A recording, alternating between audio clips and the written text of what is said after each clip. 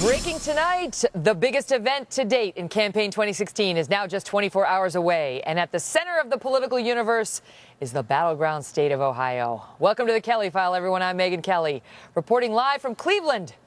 By this time tomorrow night, the top 10 Republican presidential contenders will be going head-to-head for the very first time in a debate right here.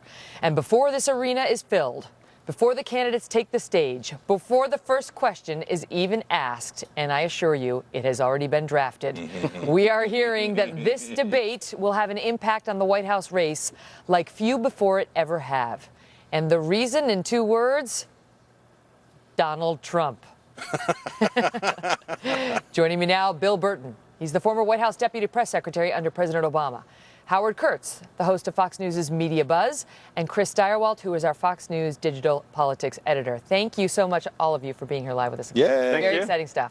So Steyerwalt knows that the debate questions have been formulated. We've been going on, and they are. Oh wait, no, it's not time for that. Tomorrow. Okay, tomorrow. That's starting now. Let me start with you, Chris. Donald Trump. Everybody says it's the Donald Trump debate. I don't know. Look, he obviously has some decisions to make about what message he wants. Does he want to be presidential, et cetera? I think too much is put into this because of 2 things. What drives this debate are these questions. And the questions that you and Brett and Chris are asking is going to be what drives this debate. And these are tough questions. These are Tasmanian devil questions. These are tough.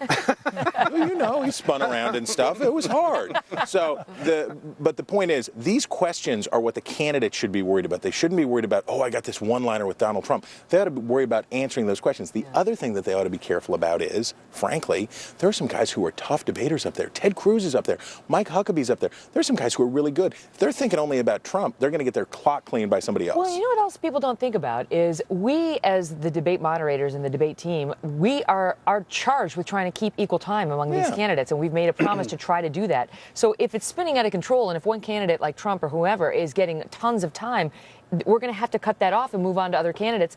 It's somebody keeping the master time list. So it won't happen that Trump has got 30 minutes and somebody else has got 10. Good luck cutting Trump off, but that's your job, not you mine. From all people, you know I can do it. you know I can do it. Howie, let me ask you, because you've been hearing a different kind of messaging from Donald.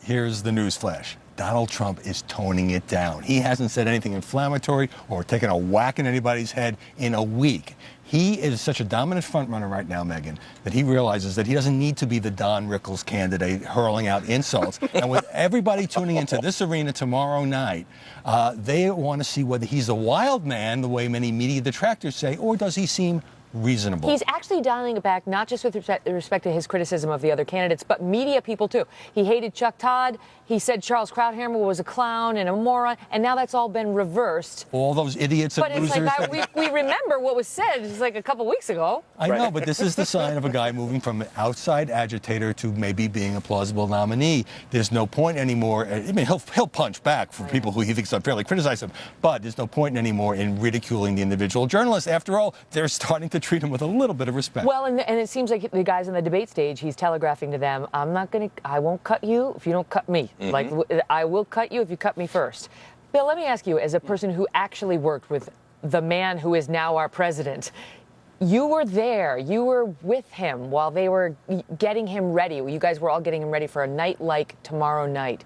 What do you think is going on behind the scenes in these camps, and how high do you think they view these stakes? I think that this debate is actually one of the most important primary debates that we've ever seen. People haven't anticipated a debate like this ever, probably. Even when you look back to 07 and 08 when President Obama was running, you know, there would be moments that happened along the way, Reverend Wright, things like that, where people would want to see how did the candidates respond in the debate setting. But nothing like this, where Donald Trump is coming and changing the whole thing. So right now, you've got a bunch of aides who are scared out of their minds that their candidate is going to do something that's going to cause massive problems for them. But nobody is out there thinking, oh, I can't wait till tomorrow because my guy is going to clean their clocks. How do they watch it? How do you think the support teams watch the debate? Do they go to a private room? Do they sit there nail biting? Like, is it, what? Well, people sit and they watch it, and, you know, it's a little different now because Twitter is so much more important than it was even back in 2007. So they're sitting there and they're also engaging. They've got their whole media teams. But I just want to go back to something that Chris said. You know, I actually don't think they're worried about the questions that much because They're going to say what they're going to say, and in the interaction, what? Like they're going to ignore Megyn and pivot to what they want to say. The good questions are not the ones that are scripted; it's the ones that happen in the exchange. You all never had to do a Fox News debate, and here, well, no, I'm serious. So the point here isn't to do, and if I may, the point here is that these questions are designed to not let them off the hook, to not let them, that there has to be an affirmative, there is an affirmative thing that you have to say. Laser-like focus. You have to answer something in these questions. They are designed to say, I know what you've said about this, but what about that? The dodge and weave will be readily apparent to all the viewers at home if they choose to go that route. And they may very well choose to go that route. But, you know, the question is whether this is actually, not to be too grandiose about it because Fox News is hosting it and I'm a co-moderator, but is this actually, does it have the potential to change the course of history? I mean, one of these guys could be out by 11 o'clock I would say change the course night. of civilization, perhaps. Okay, yeah. That's right. Okay, so That's right. thank you. Let's not understate it. Okay, the Republicans decided they wanted to wait to start their nominating process because they thought it was too long. It beat up Mitt Romney. He got into the general election and then lost. So they wanted to do it shorter. So they waited.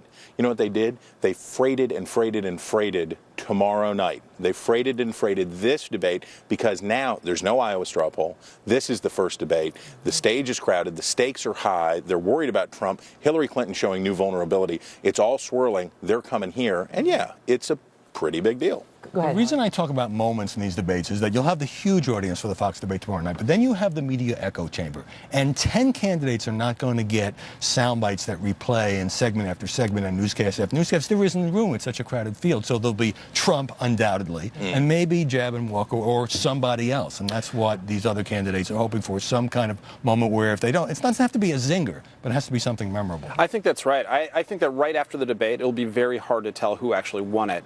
I think you find out in the days that follow. If you think back to the South Carolina debate in 2007, where President Obama said he would speak with Ahmadinejad if he thought that could make progress. In the moment, it was this onslaught of media and people saying, oh, this is a huge gaffe, he really screwed up. And I was on the conference call with the president the next day, then senator, and he was like, I'm not backing down from that. That's what I really think, if that's what we need to do.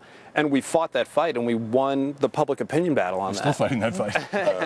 Yeah, I remember that. Charles never felt differently about it. I remember that distinctly. Footnote. He was never going to vote for I'll mention Barack that Obama. later. You know, the thing, if you ask me, and I could be wrong, but I feel like the front runners, other than Trump, right? Because he's going to be himself, I think. You know, he says he's not really preparing. He's just going to go out there and be himself. I don't know. I mean, some of the articles today said it's sort of the post-policy debate for Trump. He says he's not studying up on policy. He's just going to go out there and say, I am who I am, and I'm ticked off like the rest of you, and here's why. But you take a Jeb Bush, you take a Scott Walker, one of these guys who's hovering along the top, who really thinks that they could get it if Trump collapses. Right. They have a lot to lose. Jeb Bush did not get good reviews from his performance in New Hampshire on Monday night. He did not. And I think the expectations for somebody like Jeb Bush are pretty high, right? He's a Bush. He's a two-time governor. He should be smooth. He should come out here and be able to rock it. And if he doesn't, you know, could this be a campaign implosion? One of the things that I love most about Americans is that they don't spend as much time thinking about politics as we do. They live their normal lives. They do decent things instead of sit around and think about what politicians say all the time. These debates are moments when decent, ordinary people tune in and they say, I guess I have a civic duty. I got to pay attention to what these chuckleheads in politics are doing. So they tune in. And then it's flashcards. Jeb Bush, okay, flashcard. Yes or no. Scott Walker, flashcard. Do I like this guy? Do I not like this guy? The comfort level. But in a moment that your impression could be formed or collapsed. I mean, a stutter, one wrong word, a look of uncertainty, a dodge when you're asked a direct question. But there is such a thing as... That was bad. Poor Governor Perry. There is such a thing as expectation. So people who don't follow politics intensely will still have a certain expectation of a Jeb Bush or Scott Walker or sitting governor. Donald Trump, you know, they've heard so much about it, so he has a pretty low bar to clear, frankly. Yep. And the others, they may not know. I got to go, but I can't go without asking you, Bill, as a Democrat, is there anybody who's coming on this stage tomorrow night who you're a little worried about? Well, I would say that because Donald Trump is in the race, he's kept people from rising up. People like John Kasich is not really getting a fair shot in the media. And I think if you look at somebody like that, who's a popular governor in this state, whose economy is doing pretty well, he hasn't been getting a lot of oxygen. I think tonight in his hometown arena, it could be pretty interesting. So you like having Trump in this debate? I do. Very much. We like it too. So do Great to journalists. see you all. Thank you so much. Thanks, Mike. To be continued tomorrow night. Well, our political coverage continues next with Florida Senator Marco Rubio on what the political press is now saying about him, plus how he's preparing for tomorrow night. And then, dramatic new revelations in the Hillary Clinton email and server scandal. See what the FBI is now doing and whether Mrs. Clinton was caught telling a whopper to reporters investigating this story. We'll play you the tape. Plus, even after some strong attacks on Republicans in the past, President Obama managed to say something today that stunned even his critics. Charles Cranhammer joins us on that.